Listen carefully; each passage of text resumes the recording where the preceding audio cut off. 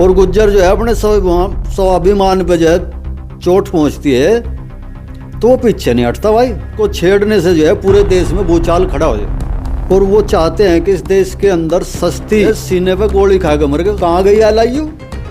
चाहे वो गुज्जर हिंदू हो, चाहे वो गुज्जर मुसलमान हो, चाहे वो गुज्जर किसी भी, गुज्जर भी जो है और जाट ये मुसलमान तक कम नहीं है सरकार की नज़र में। गुज्जर ये मानता है कि भाजपा मेरी पार्टी है, थप्पड़ मार मार के मुंह लाल कर दे।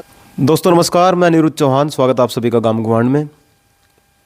कल शाम से ही सोशल मीडिया पर कई वीडियो वायरल हो रहे हैं जो कि कुंवर पर्ण सिंह चैंपियन साहब के वीडियो हैं। वो उमेश के ऑफिस पर जाते हैं और वहाँ पे से फायरिंग करके वापस आ जाते हैं, लेकिन उससे पहले का जो मामला है वो बाद में पता लगता है।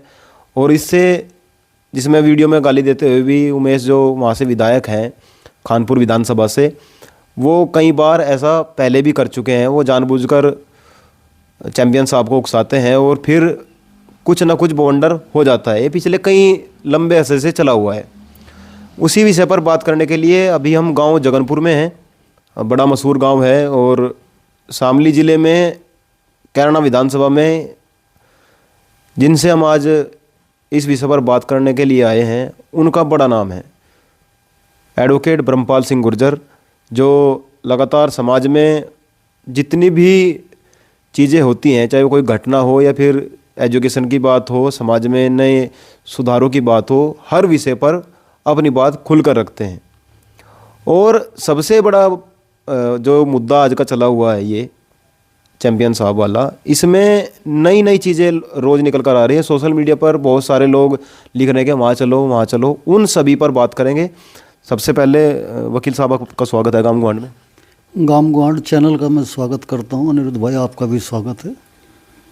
कल से जी शाम के समय से वीडियो वायरल हो रहे हैं, तो आप किस तरीके से इस चीज़ को देख रहे हैं? क्योंकि चैंपियन साहब का एक बड़ा नाम है देश भर में, पूरा का पूरा गुर्जर समाज, अभी तो और भी बहुत सारे समाज उनको बहुत अच्छे से जानते हैं, रियासत से जुड़े हुए व्यक्ति हैं और उनका एक बड़ा नाम है। किस तरीके से आप इस चीज़ को देख रहे हैं? ये जो घटना हुई है कल, आप उसको किस तरीके से देखते हैं? क्योंकि आप वकील भी हैं, तो उस तरह संवैधानिक मूल्यों से भी जोड़कर आप इसको देख सकते हैं।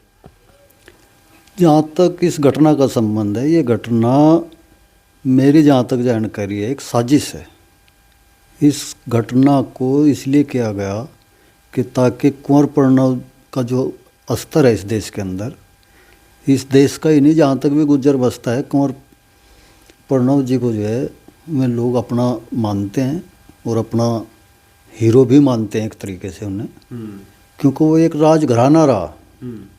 और विशेष तौर से जहाँ तक गुज्जर समाज की बात है, गुज्जर समाज का तो वो है ही है, लेकिन राजा होने के नाते जो है वो सभी समाजों का उन लोगों ने जो है नेतृत्व किया है, उनकी सुरक्षा की है, उनके लिए जो है उन लोगों ने अपना सब कुछ कर्तव्य का पालन किया है। तो इसलिए उनका सम्मान इस देश के अंदर जो है अद्वितीय सम्मान है उनका। गुज्जर समाज तो जो है पूर्ण रूप से जो है समर्पित है हमेशा से अपने उन पूर्वजों के लिए जिन्हें इस देश के लिए हमेशा बहुत कुछ किया है। दूसरे समाजों के लिए भी कुछ पीछे नहीं रहा उनका घराना। जहाँ तक बात है दूसरे पक्ष की, विधायक जी हैं उमेश उनका नाम है, वो एक क्रिमिनल मानसिकता के व्यक्ति हैं जहाँ तक मेरी जानकारी है। और वो चाहते हैं कि इस देश के अंदर सस्ती प्रसिद्धि पाने के लिए किसी ऐसी हस्ती से टकराया जाए कि ये मुद्दा जो है पूरे राष्ट्र में फैल जाए। तो उनकी भी लालसा है, शायद उन्हें कोई पार्टी भी बना रखी है। तो मुझे तो ऐसा लगता है कि उस पार्टी को प्रसिद्ध करने के लिए उन्हें ऐसे आदमी की तलाश थी कि जिसका इतना बड़ा कद हो कि उसको छेड़ने से जो है पूरे देश में भूचाल खड़ा हो जाए। और जहाँ तक गुज्जर समाज को आप जानते हैं, आप अच्छे तरीके से जानते हैं क्योंकि मैं आपका चैनल देखता रहता हूँ, आपकी वीडियो देखता रहता हूँ। इस देश के अंदर राजस्थान में आपने एक उदाहरण देखा होगा जी, वहाँ 72 लोग जो है सीने पे गोली खा के मर गए उस आंदोलन में, लेकिन पीछे नहीं हटे। सरकार थी वहाँ भी, बीजेपी की सरकार थी उस टाइम। तो शायद उमेश जी ने भी उस चीज़ को देख रखा वे चाहते हैं कि इस देश में आग लग जाए। और गुज्जर जो है अपने स्वाभिमान पे जो है चोट पहुंचती है तो वो पीछे नहीं हटता भाई, चाहे वो गुज्जर हिंदू हो, चाहे वो गुज्जर मुसलमान हो, चाहे वो गुज्जर किसी भी आस्था में रखता हो, किसी भी धर्म में। लेकिन गुज्जर के नाम पे इस देश का सारा गुज्जर जो है भाई इकट्ठा और संगठित रहता है। तो मैं तो इस नज़र से देख रहा कि इसका लाभ लेने के लिए प्रणव जी के घर पर जाकर जो है उस आदमी ने चैलेंज किया, उनके सम्मान को चोट पहुंचाई। और मैं तो ये कहता हूं कि कुंवर प्रणव के सम्मान को नहीं, उन्हें ये पूरे ही समाज के सम्मान को चोट पहुंचाई है। तो भाई सरकार जिम्मेदार है इस चीज़ की। कहाँ गई LIU, कहाँ गया वहाँ का पुलिस प्रशासन, किन लोगों की जिम्मेदारी है? इतना बड़ा प्रकरण जो है वहाँ होने वाला है उत्तराखंड में, और वो लोग जो है सो रहे। किस चीज़ की तनख्वाह दे रही भाई उनसे जो है सरकार? और सरकार क्या कर रही? अगर दो इस स्तर के लोग जो माननीय हैं, माननीय रह चुके हैं, उनके बीच में जो है गली मोहल्ले के जो सामान्य लोग होते हैं उनके जैसा झगड़ा चल रहा, क्या कर रही सरकार? कौन देगा जवाब इसका? और मैं एक वीडियो देख रहा था वहाँ के पुलिस अधिकारी का, वो पुलिस अधिकारी इसको इस तरीके से ट्रीट कर रहे जैसे कोई बहुत नॉर्मल बात हो ये। भाई कहाँ सो रही थी पुलिस जब पहले दिन उनके घर पर जाकर धमकियां दी, वहाँ हमला किया गया उनके घर पे, तो कार्रवाई तो तभी होनी चाहिए थी। रही बात FIR करने की, जरूरी थोड़ा हर आदमी FIR करने की स्थिति में हो, वो अपना बचाव करता है। तो पुलिस को, LIU को इस चीज़ की खबर होनी चाहिए थी कि एक विधायक किसी प्रतिद्वंदी विधायक के मकान पर जाएगा जो है धमकी दे रहा, तो उस पर तुरंत एक्शन होना चाहिए था 5 मिनट के अंदर। या मैं ये बताऊँ कि हमारे पास फला साधन नहीं है, फला संसाधन नहीं है, जिसकी वजह से जो हम ये जानकारी नहीं रख सकते या कार्रवाई नहीं कर पाए, तो कौन देगा जवाब इसका? कौन है इसके प्रति जवाब दे? अच्छा, आपने मुस्लिम गुजरों का नाम लिया है बीच में कि मुस्लिम हो या हिंदू हो, तो आपको उम्मीद है कि मुस्लिम गुजर भी ऐसे इस प्रकरण में आपके साथ आएगा, हिंदू गुजरों के साथ जाएगा? नहीं, ये प्रकरण हमारा नहीं है।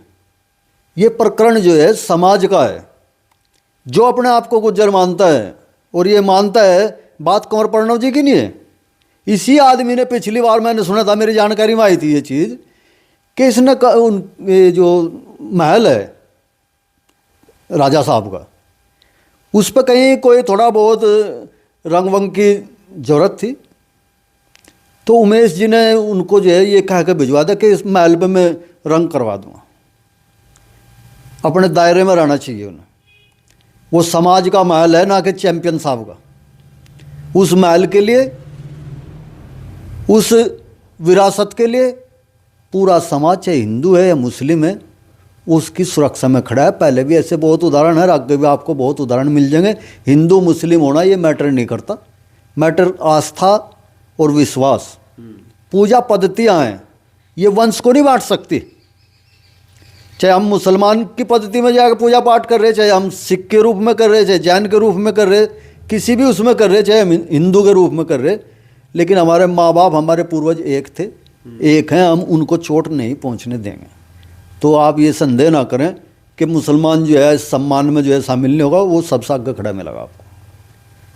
जब आपने गुज्जर आरक्षण की बात की है, 2007 में जो हुआ था आंदोलन, उसमें मुस्लिम गुजरों ने बढ़ चढ़कर भाग लिया था।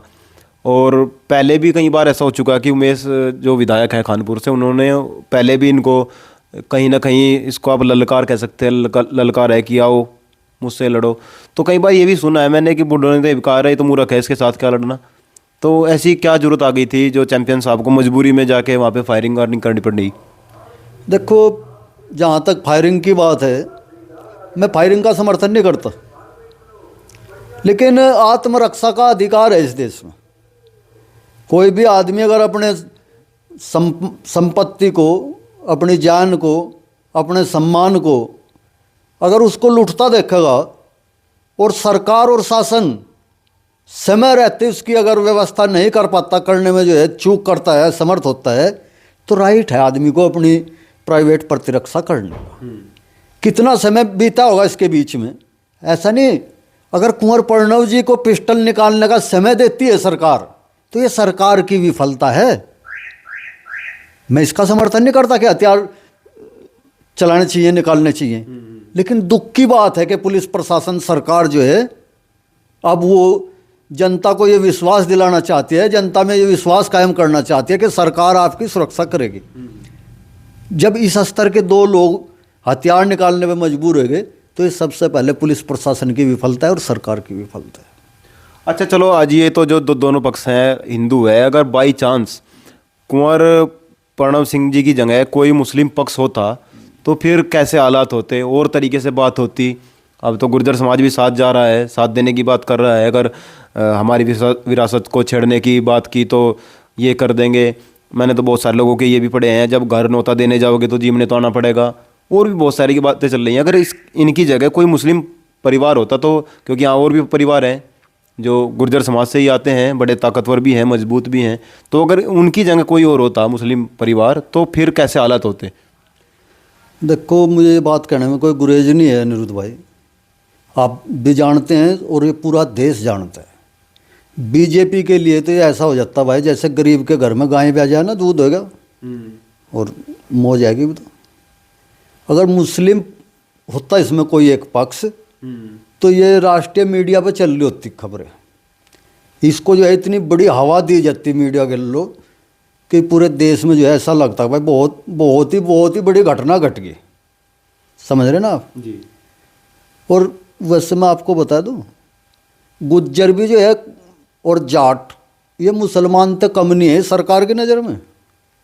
जहाँ हरियाणा में मुसलमान नहीं है वहाँ जाट काम आ जाए।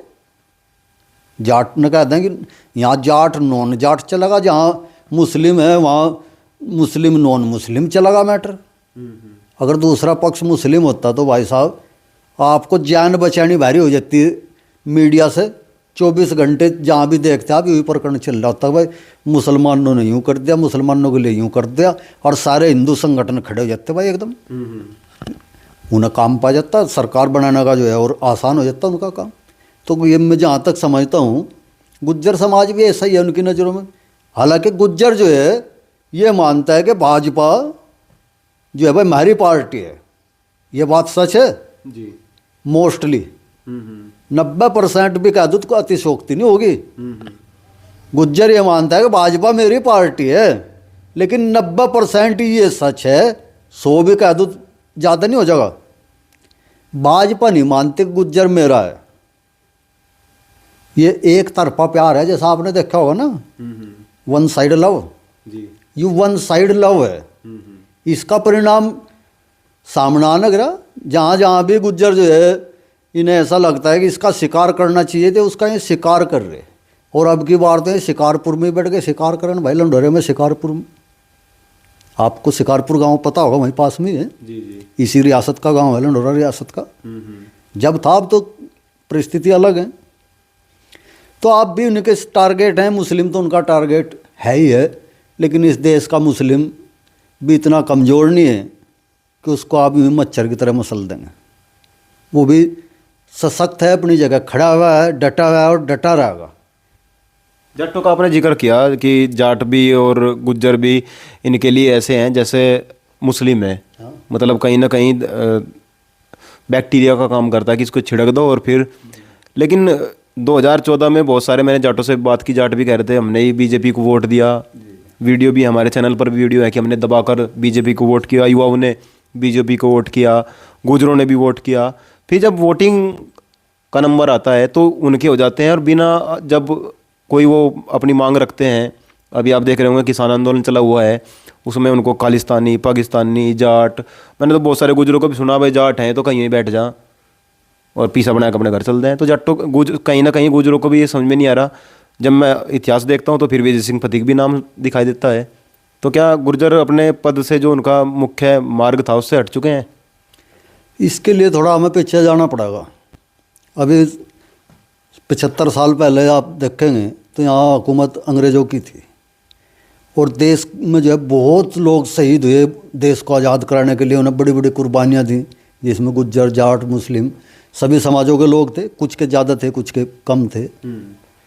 तो आप ये समझते हैं कि हिंदुस्तान का हर आदमी जो है अंग्रेज़ों को यहाँ से हटाना चाहता था। सर, राय साहब बड़ी बड़ी उपाधियाँ और रियासतें लेने के लिए, इनाम लेने के लिए इस देश के बहुत सारे लोग जो है अंग्रेज़ों की सहायता करते थे, मदद करते थे कि देश गुलाम बना रहे। हर समाज में, हर वर्ग में ऐसे लोग होते हैं कि जो अपने पर्सनल हित के लिए जो है समाज के हित को नज़रअंदाज करके जो है उन्हीं की मदद करते हैं जो उनका नुकसान करते हैं। आपको मुस्लिम भी मिल जाएंगे ऐसे बहुत सारे लोग जो भाजपा में काम कर रहे हैं, भाजपा को अच्छी तरीके से सपोर्ट करते हैं। गुज्जर में भी मिलेंगे, जाट में भी मिलेंगे। जहाँ तक किसान की बात है, खालिस्तान की और उसकी बात, ये तो दुर्भाग्य है इस देश का कि इस देश का किसान अपने आप को किसान मानता ही नहीं। उसके पास 4-5 आईडी हैं उसकी। मैं गुज्जर हूँ एक आईडी, मैं हिंदू हूँ दूसरी आईडी, फिर जो मैं काम कर रहा मैं वकील हूँ तीसरी आईडी। समझ रहे जी। किसान की आईडी तो कौन है? किसान की आईडी अगर मुझे याद भी है, मैं किसान हूँ, 5 साल तक बिजली पानी खाद बहुत सारी चीज़ों के लिए मैं चिल्लाता रहूँगा, लेकिन जिस दिन चुनाव होगा, जिस दिन मुझे निर्णय करना है, निर्णय लेना है और अपनी पहचान बतानी है कि मैं कौन हूँ, उस दिन जो है मैं धर्म के या जाति के नाम पर जो है अपनी आइडेंटिटी लगा दूँ। वहाँ किसान की नहीं लगाने का। नहीं तो हिम्मत है क्या इस देश के अंदर कोई किसान को अगर खालिस्तान कहते? इस देश के अंदर जो है आप 75-80 ने भी छोड़ दो, 40% तो प्योर किसान है।